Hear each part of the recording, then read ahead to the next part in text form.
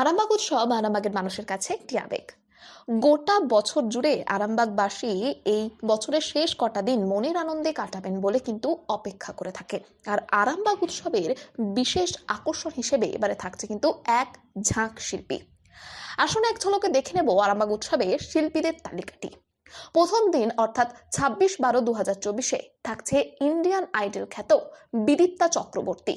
এরপর দ্বিতীয় দিন অর্থাৎ 27/12/2024 এদিন মুম্বাই থেকে আসছেন বুলেট।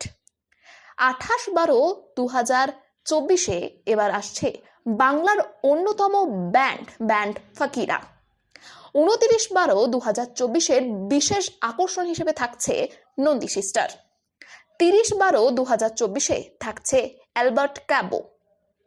31/12/2024 থাকছে আমাদের বাংলা সিনেমার একটি অন্যতম একজন নক্ষত্র, তিনি প্রসেনজিৎ চ্যাটার্জি।